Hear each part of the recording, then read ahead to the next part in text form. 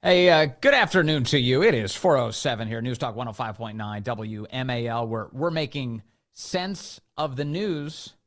Coming up, Daniel Turner joins us this hour, and then Governor Scott Walker joins us next hour. You can join us at 888-630-9625, 888-630-WMAL.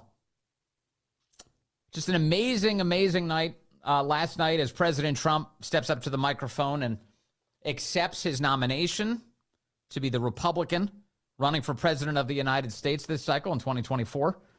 And quite a few things are happening. You know, in addition to President Trump just getting up there and speaking on his own experience with that assassination attempt, he also spoke glowingly about a firefighter who was killed last weekend, Corey Comperatore, that was remarkable to watch. And now, of course, As I explain all of this, I should point out the left is trying to pretend like either none of this happened or that it was all some sort of demented scam or that Donald Trump didn't adequately, pay tribute to Corey Comperatore or that they made up his firefighter jacket that was on stage alongside President Trump.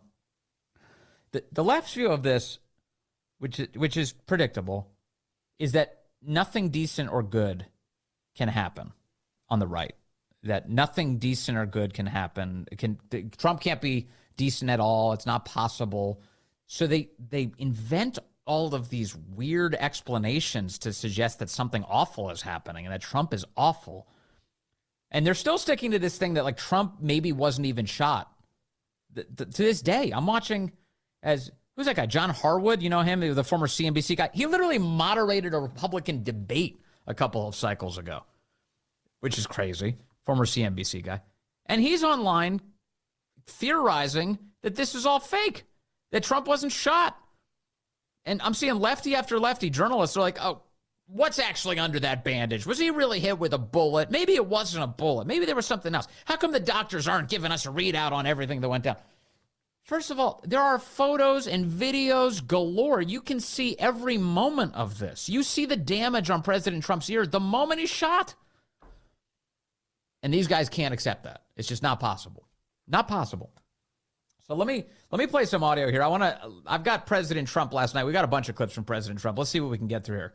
President Trump began last night by expressing his gratitude to the American people for supporting him in the wake of the assassination attempt. Let me begin this evening by expressing my gratitude to the American people for your outpouring of love and support following the assassination attempt at my rally on Saturday.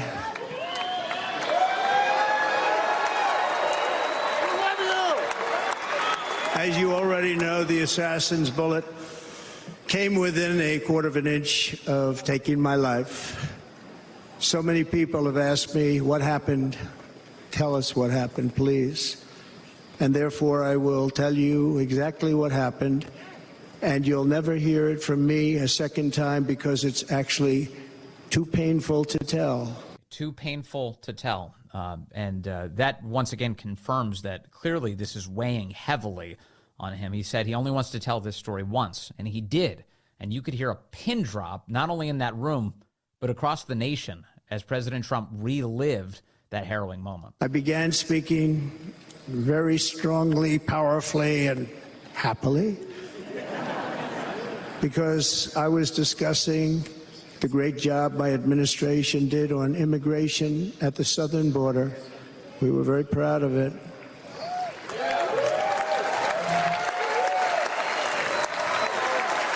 Behind me and to the right was a large screen that was displaying a chart of border crossings under my leadership. The numbers were absolutely amazing. In order to see the chart, I started to, like this, turn to my right and was ready to begin a little bit further turn, which I'm very lucky I didn't do, when I heard a loud whizzing sound and felt something hit me really, really hard on my right ear. I said to myself, wow, what was that? It can only be a bullet. Can only be a bullet. He then describes that he detected blood instantly and leapt to the ground. There was blood pouring everywhere, and yet, in a certain way, I felt very safe because I had God on my side. I felt that.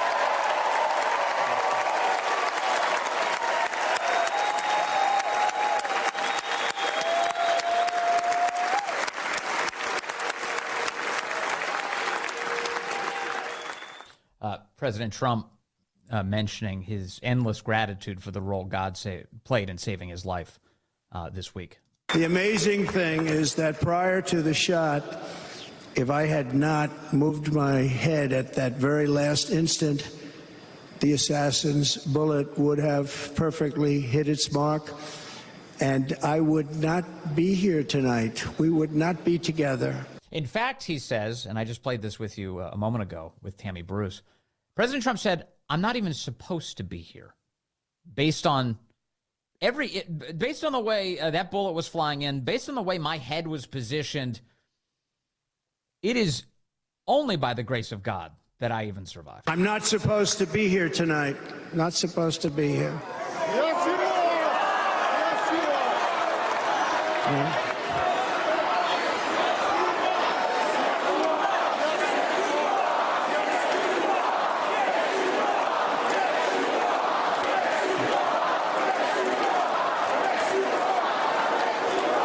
Thank you.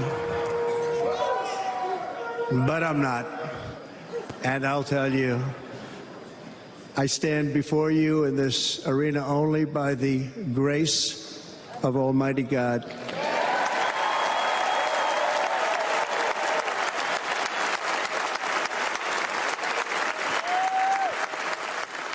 He goes on to detail his decision to, first of all, stand up.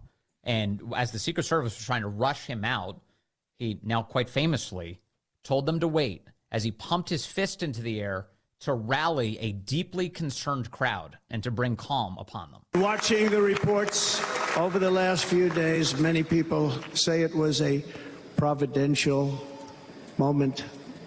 Probably was. When I rose surrounded by Secret Service, the crowd was confused because they thought I was dead.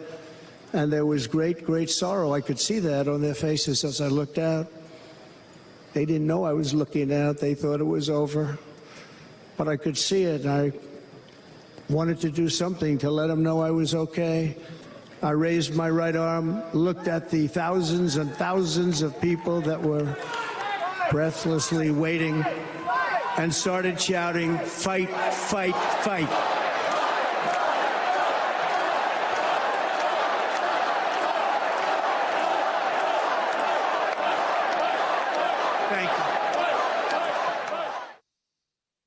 He also talked about the crowd's reaction. The crowd's reaction. He marveled at it. In fact, in Tucker Carlson's remarks yesterday, he said that when he talked to Trump hours later, that Trump didn't talk about himself. Instead, he talked about the people who were in attendance and the way they responded. In almost all cases. Oh, goodness gracious. Let me make sure this audio is working. Occasionally we get this. In almost. All right. That's an issue. Let me see if I can't fix these things. I hate when that happens to us. Oh, goodness. All right. Well, I'll get back to this audio in just a moment. I'm trying to play this for you because it's really essentially, you hear this. President Trump, I thought, just had an amazing speech last night. Let me point out, in addition to him reliving all of the attack on him by the assassin, the speech went on for a very long time last night, and there were lots of people who were in the media who were nitpicking it. Oh, he's rambling. Oh, he's going on too long. Oh, people are going to be with him. Fine. People don't have to stay up all night. They don't have to watch the whole thing. But he was just great. And one of the hilarious side benefits of President Trump going as long as he did, all of these news networks carried the speech, and none of them could cut to advertising. None of them could actually cut to commercial breaks in order to generate off any revenue off of this, as he went late into the night. And it was great. It was great. It was a typical Trump speech in the sense that he just shared exactly what was on his mind with the American people. Like, I love the left. The left is constantly suggesting that he's hiding some sort of secret, that he's got some sort of ulterior motive. How could he? He empties his mind out every time he talks. He just tells you everything that he's thinking about. Everything that he's thinking about. It's exactly what you want from the people who say they want to lead the country. You want to have a sense of who they are and what they actually believe. And Trump is good at sharing all of that. All right, my audio is fixed now. Here's President Trump talking about the way the crowd was last night. In almost all cases, as you probably know, and when even a single bullet is fired, just a single bullet, and we had many bullets that were being fired, crowds run for the exits or stampede, but not in this case. It's very unusual.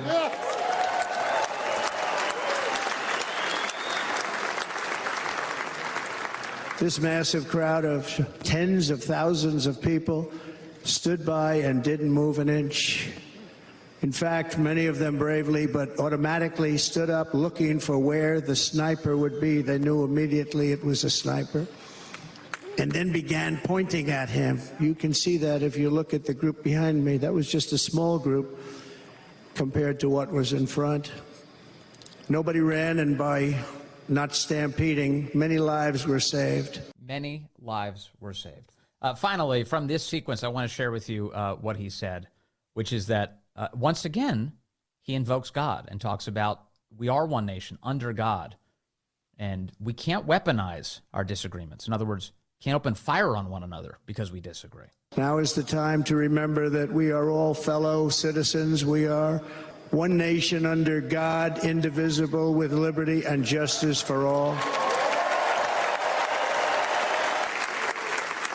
And we must not criminalize dissent or demonize political disagreement, which is what's been happening in our country lately at a level that nobody has ever seen before. Yeah, I'm going to keep sharing some of this audio with you. I do want to come back at some point during the program. I want to talk about the tribute to Corey Comperatore, whose funeral is taking place today.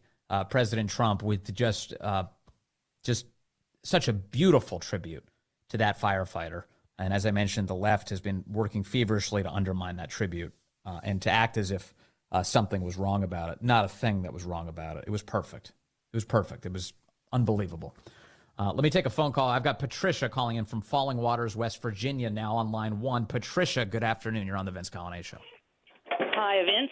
After all that's happened, I do hope that President Trump might reconsider using the MAGA mantra, but change it just a little bit and say, make America God's country again, because God certainly has been acting on his part in this recent episode, and we hope to continue. I hope it continues to make America godly again. That would fit. Godly, MAGA. that would be beautiful. That would be beautiful. That would fit fit nice. Thank you. What a good idea. Thank you, Patricia. Okay. Yeah. All righty. Thanks, Vince. Of course. You know, it's of course the left is upset about that too. They hate that people say that. They hate that anyone is saying what Patricia just said, which is, man, God clearly is playing a role here. Must not have been Trump's time. There must be something else for him to do. They despise it. In fact, here's Joy Behar on The View this week saying that this is unchristian. For you to even invoke that God may have a hand in any of this is blasphemous. I want to point out one thing. I'm speaking to fellow Christians. I was raised Catholic. I'm a Christian girl. When something like this happens to you, like this assassination attempt, and you say something like God was watching me, that is a very unchristian thing to say, because it's very narcissistic. What about Corey? What's his name?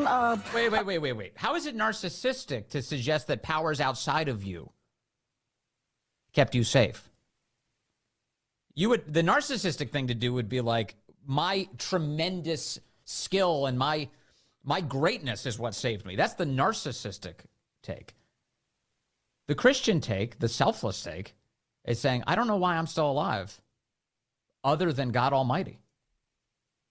And so Joy Behar is like, once again, inverting this completely. Christian thing to say because it's very narcissistic. What about Corey? What's his name? Comperatore, the fireman who also got killed. I don't know. I think some Christian. What about all those guys who got killed on Sandy Hook? All of those people. Yeah.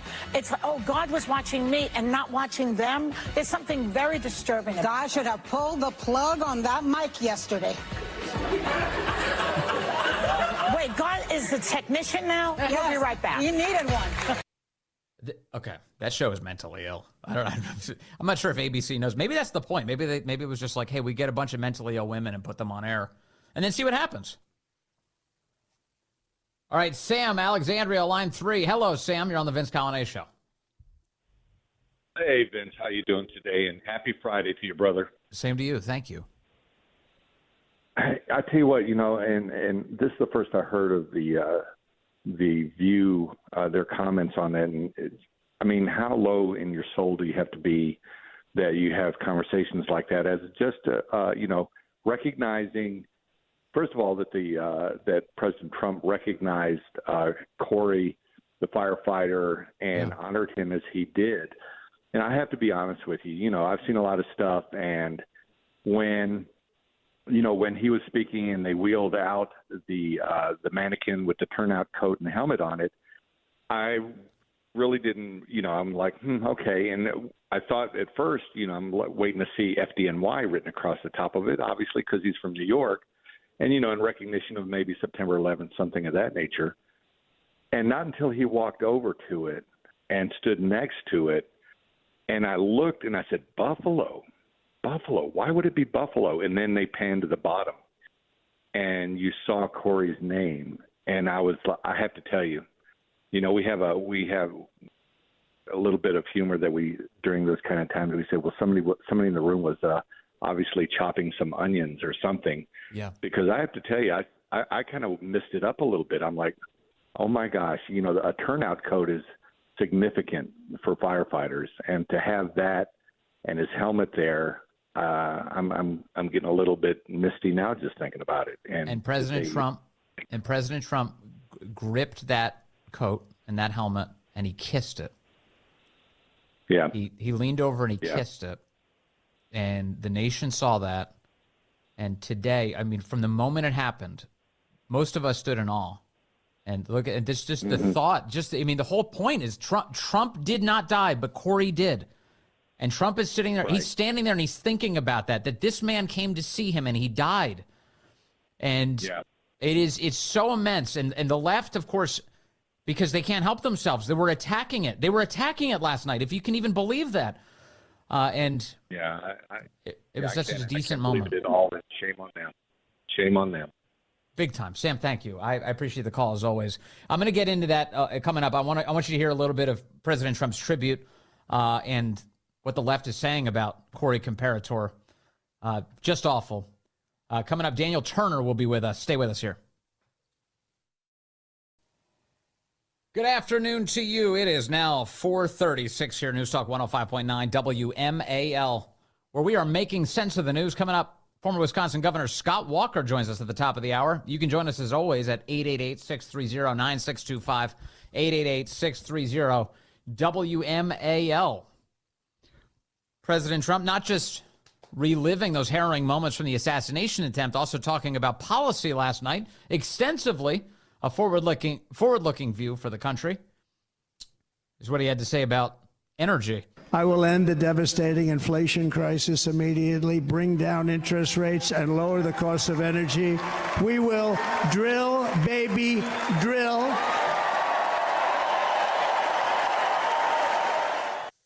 Who could be against that? Joining us now, Daniel Turner, founder and executive director of Power the Future. He joins us on the phone. Hello, Daniel. Great to have you back. Oh, it is great to be with you, Vince. Thank you. I really did actually. I had that thought last night when he said "drill, baby, drill." I said to myself, this is so silly that would in any way be controversial.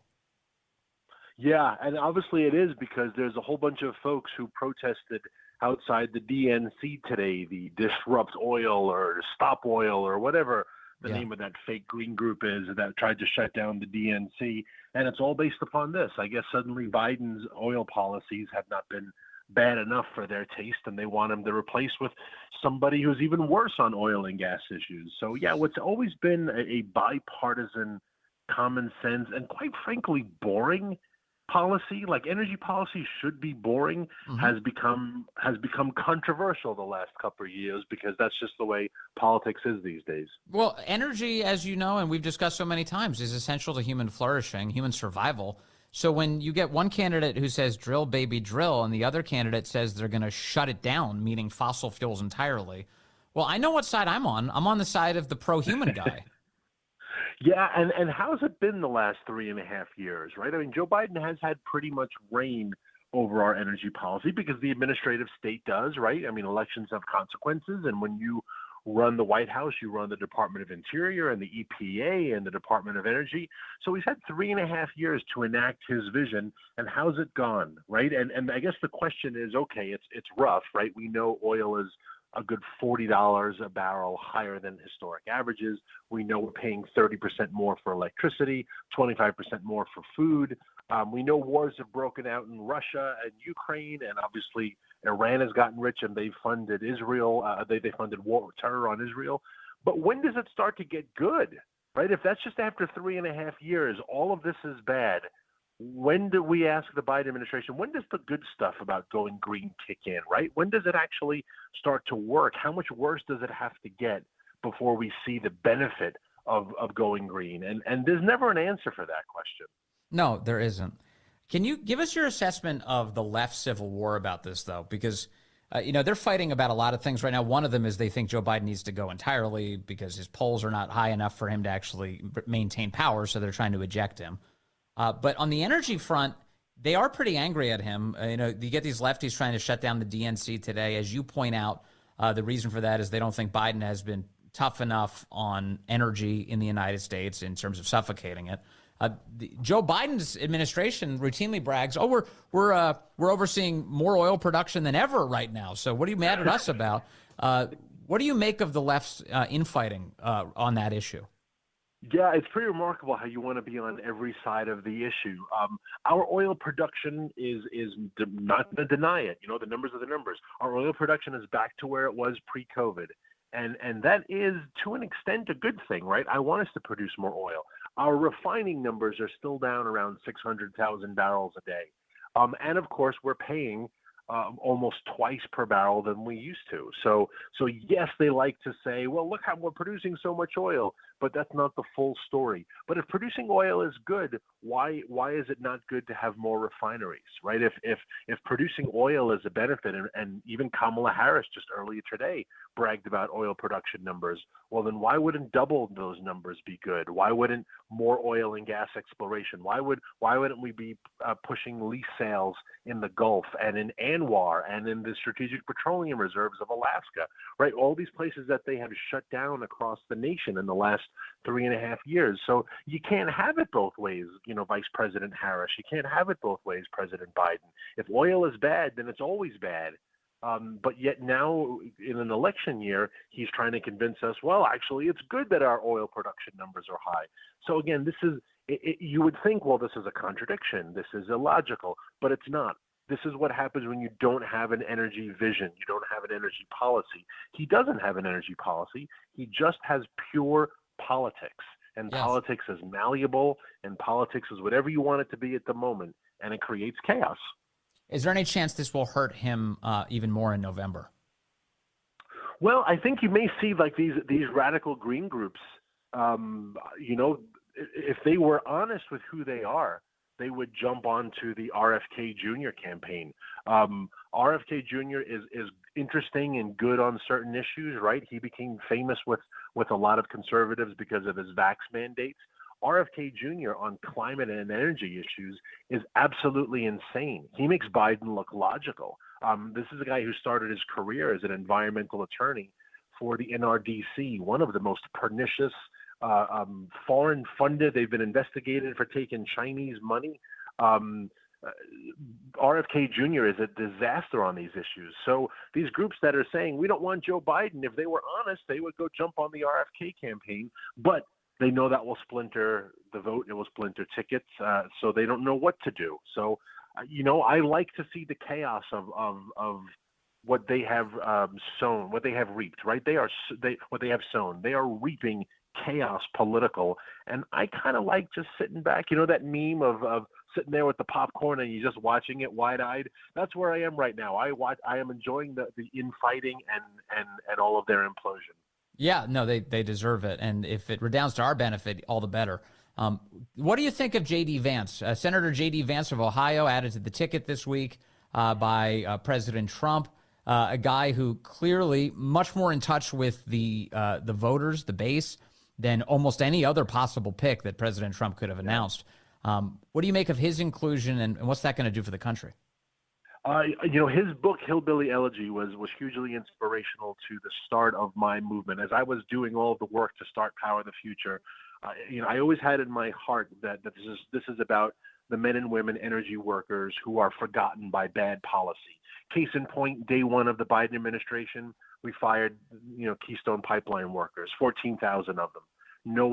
There was no policy to help them pay off their mortgages. There was no program to build them a pier like we did in Gaza, right? A pier to give them life support and aid, right? No one cared. We just said, sorry, we're all firing you. That's always been the heart of Power the Future, are these men and women who people like John Kerry just step over because they have a climate agenda. J.D. Vance comes from one of those communities. And if you've ever left, D.C., I know you have, and I know others have, but, your wonderful listening audience, if you drive through rural Pennsylvania and West Virginia and Eastern Kentucky, and you see these former coal towns that used to be great, right? People built houses and they built churches and they built courthouses and town squares because they were thriving. And they didn't become poor. We allowed bad policies to make them poor.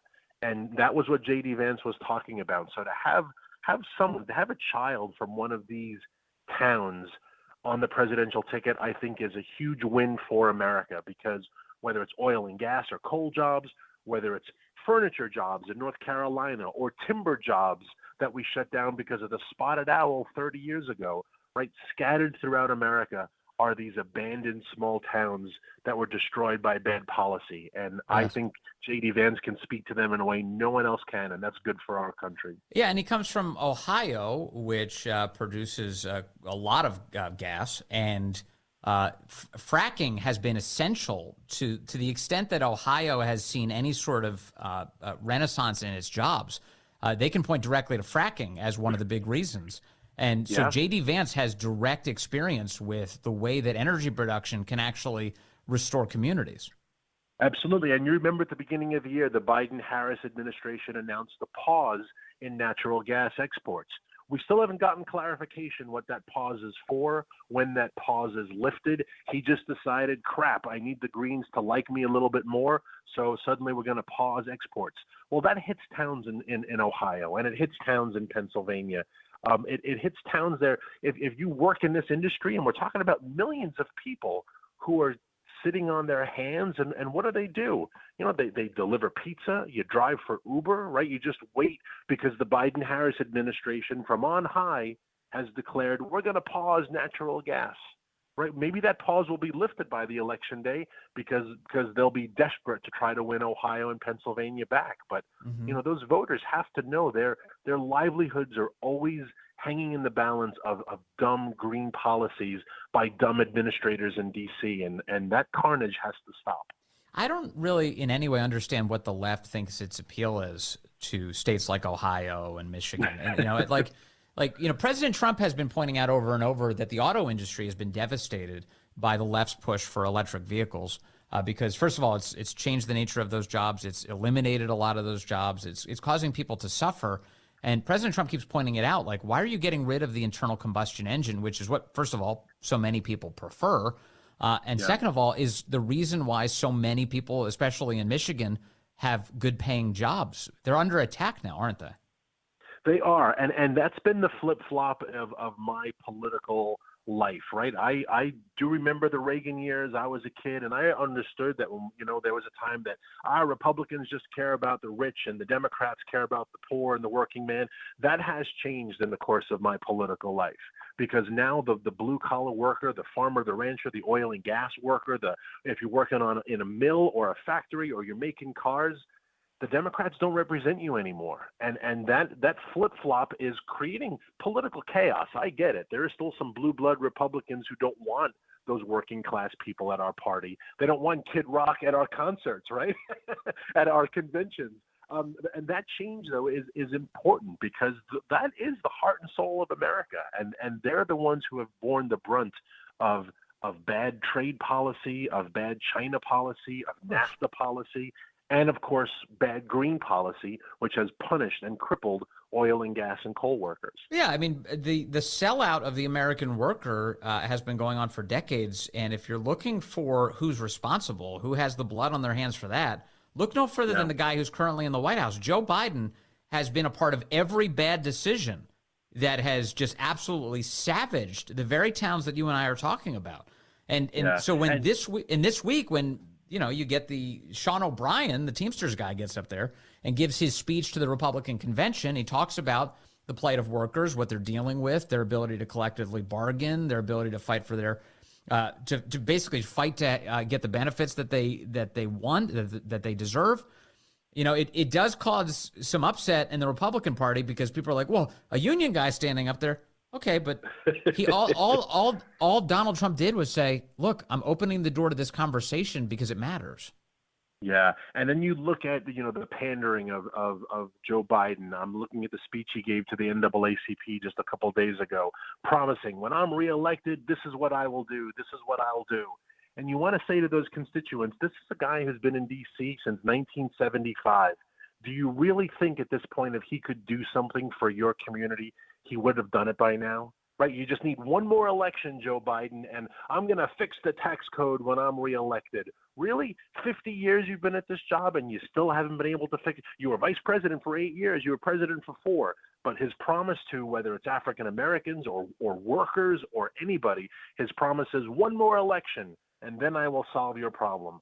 The Democrat Party at this point, Joe Biden, they are so old, and I mean that metaphorically as well. Their ideas are old. Their rock stars are old, right? We had Kid Rock, which was kind of cool. They're going to have James Taylor. They have Robert De Niro.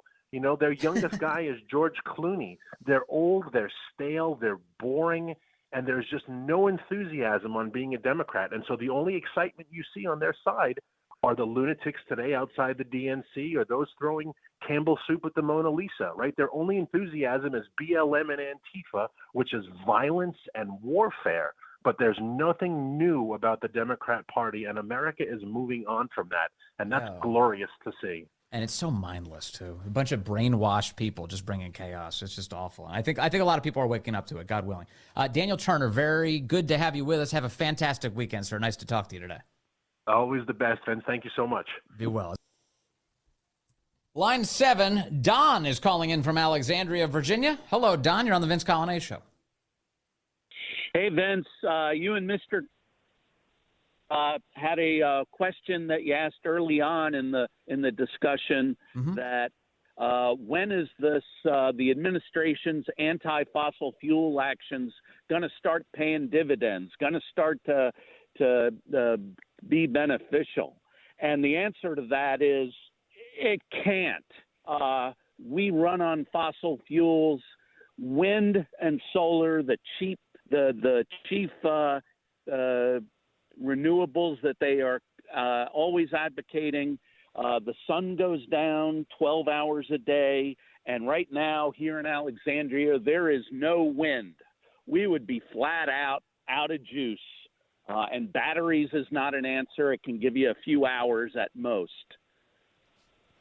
For sure. Yeah, and so even the word renewable doesn't really mean anything. It's kind of that, even that's a scam, because there's a shelf life on these things, and those solar panels, they run out of steam. You got to replace them. Then they get thrown into a dumpster, a landfill. The wind power only has its limits. It doesn't produce enough. It's killing animals. It's like the whole thing's crazy. It's just like one gigantic scam. And I'm not against figuring out ways to harness the energy of the sun. But Don, you've looked at this pretty intently. We've talked about this before.